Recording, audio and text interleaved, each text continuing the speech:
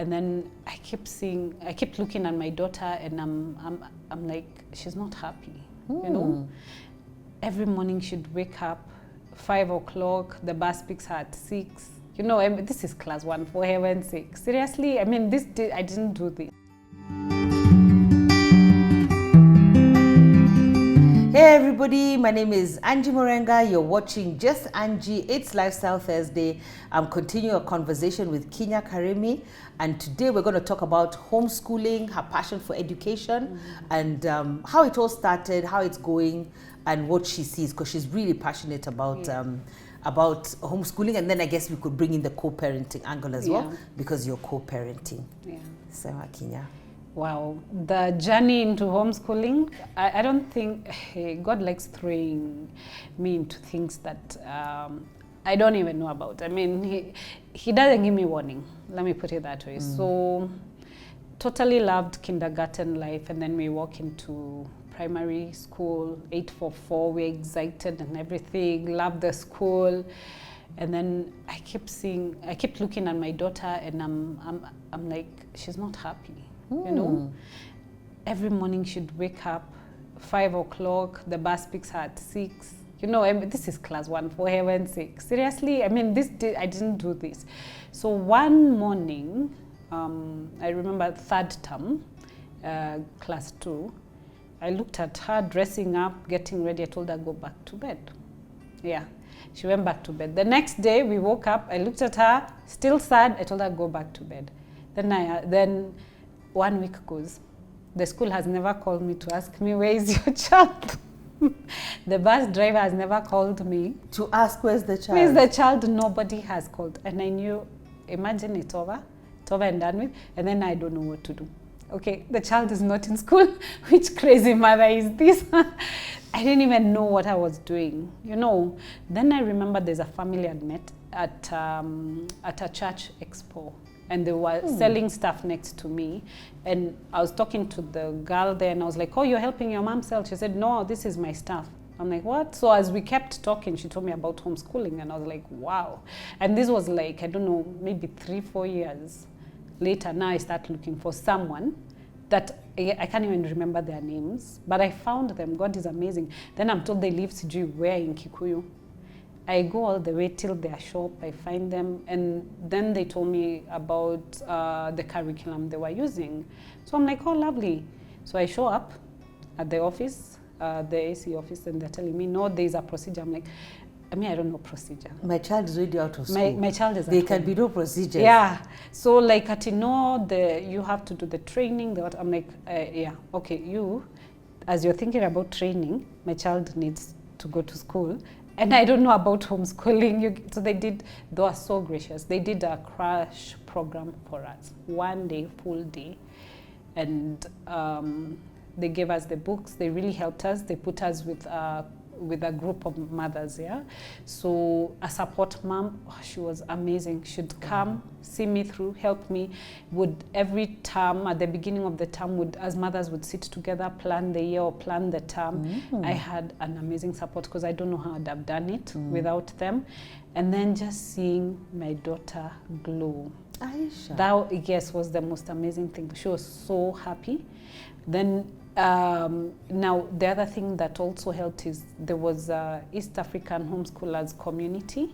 So we also joined that and went for meetings. And in that, we discovered other clubs that we could join, like Writers Club, which was amazing. It was like you read a book, turn it into 3 dimensions. There was cooking, visiting places. Like if you do Black Beauty, then you go to stables. You know, kids learn how to draw, to write. And I don't know.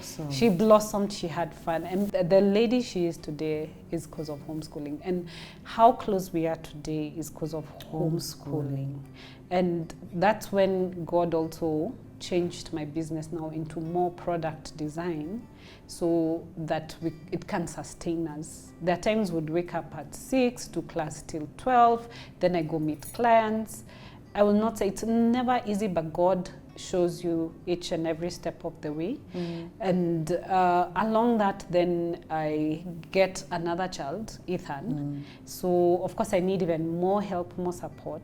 And I just thank God that let me tell you, co-parenting is all about dying to self first.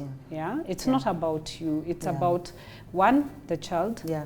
Two, being frank, telling people I really can't do this alone. Yes, admitting that communication, you need help. saying I need help where I can't do it. And I've had a fantastic journey. As in, Ethan's dad is like one of my best friends. I can't imagine. Ethan is already 10. Yeah, Wow. imagine. It's just been amazing. We talk about everything. You don't judge people. First, wait to listen and know why probably someone is not moving as fast as you think, and then don't make decisions. You'll decide, okay, now we're going to this school. Hey, how about having a conversation about it? Yeah, how about asking for forgiveness even as in you're not always in the right, and also giving the other parent, space opportunity and space. Yeah, to tell you where you're going wrong and what you're doing. Yeah, because I feel as women, and you've said something, especially as women, we have this tendency of take over, and I know everything, knowing. Even we've had the Sunday sermon we were talking about knowing. You don't know everything. No. And even thinking of assumptions, don't assume that you know. Yeah. Don't assume that you know what people are thinking or even why they're making the decisions that you're making. So a lot of dialogue, because one of the things that I've really loved about you and Ethan's dad is that there's a lot of dialogue, there's a lot of peace. Yes. I love that you ask for help, Kinya, because even now, we're in a crisis that the world, we've never been here before. Oh, we've never. And you must ask for help. But I find, because now the sad thing is when we don't ask for help, then it becomes drastic, You're taking a drastic measure which is not necessary to take, and all you need to say is, I need help. Yeah. And one of the things I remember is God telling me, you have to be the first to ask for forgiveness. Ask for forgiveness. Because you're not perfect. Most of the time, when you have probably the child, you think you're the one doing. No, you're not. You think you're the one doing everything. Yes, imagine you're not. So with different children, different parents, really be close to God.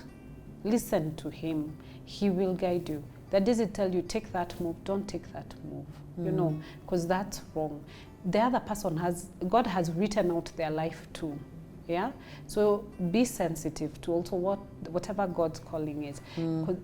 My biggest support is Ethan's dad. I mean, the moving to Nanyuki, the homeschooling, the choices of school, the working for you, serving in ministry. And even maybe we hadn't even met, but maybe you saw something that I draw out of you. Because a lot of people around you, around the leaders that by God's grace I've had to interact with, people can see something. People so they tell you, no, that lady, she's good for you. She's so I remember good Baba for Ethan, even before you said, no, this is the this direction. Lady is good for you.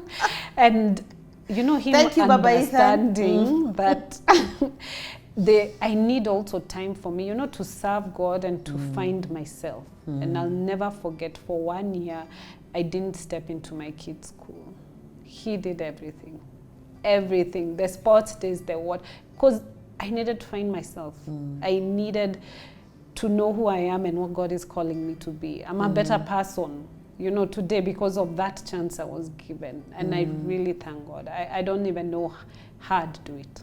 Yeah, just be best friends, even for the sake of the children. And the other thing is, I'm telling you, is the child that gets hurt. Yes, and people forget that. Because your child cannot choose any parent. No. Yes? They love both parents. They don't even know the issues. They don't want to know.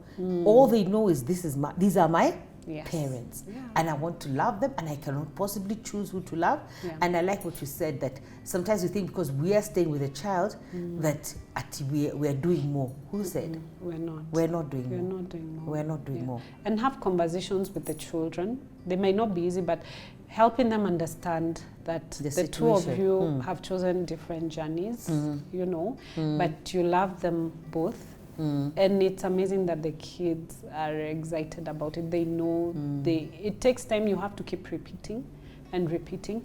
And then the other thing is, never make the other parent look bad. That's one of the worst things you can do. Talk badly about the other parent or fight in front of the children. Try as much as possible. If you have to fight, go to the car. Go do it somewhere else in another space. But children choose sides. Children get hurt. So just make sure that you know what you're saying and what you're doing. Yeah. God chose that man for that child, no That matter is the how thing. good or bad they are. So let children discover for themselves and make the choices for themselves. Protect them and protect yourself too, but be good. I mean, this is where now the fruits of the Spirit have to work. Patience, love, kindness, all of that has to work in co-parenting. Always ask, what would God be doing here in this situation? Yeah, it helps a lot. It's not an easy journey. At times, go lock yourself, scream in the bathroom, whatever you have to do, but turn back and remember God is also watching you. You need to set an example, for the world. And you know, it's amazing you said that, because I just want to go. I know we've gone over time, but the other day I was watching Bishop T.D. Jakes. I think he's got something about not many fathers. And it's amazing, you just thought it's just about fatherhood, but he brought that parenting aspect. That even when people are separating, the children, for some reason, it's just global, think it's about them. Yeah. No matter, and so he was saying, one of the things you have to do is explain. And I loved what he said. He said you have to explain to the children, especially if it's a situation where a parent left, they didn't leave you, they left me. Yes. And he said you have to keep hammering that point. Or if the situation happened, you had the children maybe, and you were not even together, if this is not about you. Yes, it's not. This is about us. Yeah. This is us here. You're here. This is not about you, because I don't know, but maybe it's the enemy. Maybe the enemy now chooses that opportunity to ruin that child. But he will say you have to, it's a conversation, and you can't have it once. You've got to keep having it. You've got to keep having it. You've got to keep having it so that we raise whole human beings and at least we give them an opportunity. So thank you for sharing that, Kinya. One more thing is respect the families. That is a big thing. That family belongs to your child. You know, as in your child your child is part of the family. So respect that the family. Blood is flowing through their veins. Yeah, and let your child have a relationship with that with the other family. Yeah. Very powerful. Thank you. Ooh, I've enjoyed that. We're coming back now to talk about how this all started with her PLF experience. Kinya has an amazing life group, so see you next Thursday. God bless.